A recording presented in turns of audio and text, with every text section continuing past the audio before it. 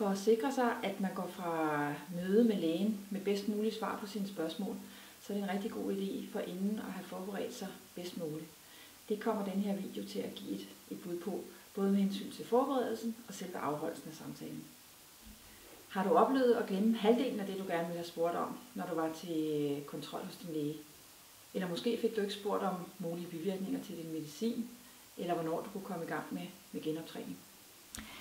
Vidste du, at de mennesker, der engagerer sig aktivt i deres behandling, typisk oplever større kvalitet i behandlingen, oplever færre fejl og i øvrigt får et mere positivt syn på sundhedsvæsenet? En stor undersøgelse på tværs af flere lande bekræftede for nylig, at dette er tilfældet. Med aktivt engagement mener jeg, at man som borger eller patient forbereder sig og involverer sig i sin behandling, når man er i kontakt med f.eks. sin praktiserende læge. Den undersøgelse, jeg netop har refereret, vil du kunne se angivet nederst på det første billede. Det er naturligt, at man bliver overvældet af det, der sker i et behandlingsforløb, og måske også afledt, så man glemmer at få spurgt om det, man har på hjerte. Måske er du også usikker på, hvad du kan spørge om, eller du føler måske, at du ikke er så forberedt, som du kunne være. Før samtalen kan det være en god idé at skrive sine spørgsmål ned, sammen med de emner, som du vil diskutere. Det kan jo også være, at der er sket ændringer i din tilstand, som det er vigtigt, at du får nævnt ved samtalen. Det er vigtigt, at du får beskrevet de symptomer, du eventuelt måtte have. Det er generelt godt at kende sin sygehistorie. Det kan være en god idé at skrive ned, hvilke sygdomme du tidligere har haft og været i behandling for, hvilken medicin du tager nu, etc. Så er det lettere at huske, når du skal videregive vigtige informationer til diverse sundhedsaktører. Sørg for at få svar på de ting, du bekymrer dig om på en måde, som du både forstår og kan huske. Spørg til du får svar. Du kan f.eks. gentage svaret med dine egne ord, så du undgår misforståelser og bedre kan huske informationen. Det kan i nogle sammenhænge være en god idé at tage et familiemedlem eller en ven med til samtalen. Vedkommende vil kunne stille de spørgsmål, du måske selv glemmer, og skrive ned undervejs, hvis der er behov for det, og hjælpe dig med at forstå og huske den information, der gives. Bagefter har I mulighed for at snakke sammen om, hvad der blev sagt. Det kan være hensigtsmæssigt at spørge personalet om, hvornår der skal tages beslutninger om din behandling, så dine pårørende er med på rette tid og sted. Under samtalen er det ofte en god idé at notere de vigtigste ting, der bliver sagt ned. Det vil hjælpe dig med at bevare overblikket og fastholde informationen, så du kan vende tilbage til ting, som det ellers kan være let at glemme. Du skal være klar til at stille spørgsmål og diskutere det, der bliver sagt. Tal med din læge om information og beslutninger, og sig til, hvis du har svært ved at forstå noget, eller hvis noget er uklart. De ting, du synes er vigtigst at få diskuteret, bør du tage op i starten af samtalen. Både så det ikke bliver glemt, men også for, at emnet får tilstrækkelig opmærksomhed. Mange kender sikkert situationen, at pludselig er tiden gået, og så fik man ikke sagt det, man havde sat sig for at få sagt. Under samtalen er det vigtigt, at lægen får så meget at vide som muligt, for at kunne danne sig et klart billede af din tilstand. Du skal under ingen omstændigheder skamme dig over at give alle detaljer. Det er tværtimod vigtigt, at du fortæller om de gener og problemer, du må kæmpe med. Det er lægens opgave at hjælpe dig så godt som overhovedet muligt, og det kan han eller hun kun, hvis du giver dem den nødvendige information. Du kan næppe fortælle dem noget, de ikke har hørt før, så du kan stole på, at de vil lytte professionelt til det, du måtte have at fortælle. Udover at fortælle om den behandling og medicin, du eventuelt får, er det også en god idé at fortælle om, hvis du anvender alternativ eller komplementær behandling.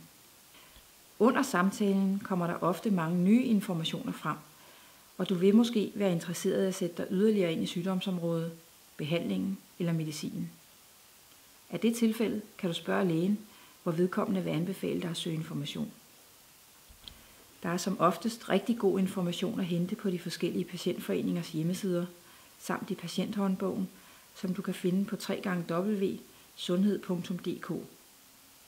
Vedrørende medicin, så er der tilsvarende god information at finde på apotekernes hjemmeside, www.medicin.dk, eller på hjemmesiden www.min.medicin.dk, der udgives af Dansk Lægemiddelinformation.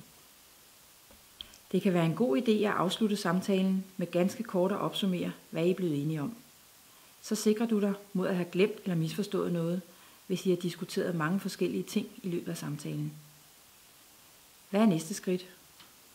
Er du bekendt med det næste skridt i behandlingen eller undersøgelsen? Det er ofte en fordel at vide, hvad der skal ske, samt hvornår man kan regne med, at det vil finde sted. Så vil det også være lettere for dig at tage dine pårørende med på råd. Efter samtalen kan det være, at du kommer i tanke om spørgsmål, du gerne vil have stillet, eller du er måske blevet i tvivl om noget af den information, du har modtaget. Er det tilfældet, så bør du kontakte lægen igen, så du får et svar eller bliver din tvivl kvit. Genhør din samtale med lægen på mobilen. På Sygehus Lillebælt, der omfatter 5 sygehuse i Region Syddanmark, har man lavet et projekt, hvor lægerne på 4 ambulatorier i en testperiode optager deres konsultationer. Efterfølgende kan man genhøre hele samtalen med lægen via sin egen telefon. Mange oplever, at de kan svært ved at huske nøjagtigt, hvad der bliver sagt af lægen under konsultationen, og den nye tjeneste er derfor en stor hjælp, også for de pårørende. I praksis fungerer systemet ved, at man ringer op til et telefonnummer, indtaster en kode, og så kan man genhøre sine konsultationer. Det er Enhed for Sundhedstjenesteforskning, der står bag projektet, og det er endnu uvist, om det er et initiativ, der vil blive udbredt i større skala på et senere tidspunkt. Mange af de nyere mobiltelefoner er udstyret med en optagefunktion, så man har mulighed for at optage samtalen med lægen. Det er i så fald vigtigt at informere lægen om, at man optager samtalen. Dansk Selskab for Patientsikkerhed og Trygfonden har udviklet en ny hjælp, der hedder Spørg Løs. Her kan du få hjælp til at forberede dig på de samtaler, du har på sygehuset, og få inspiration ved at se nogle af de spørgsmål, som andre i samme situation har haft gavn af.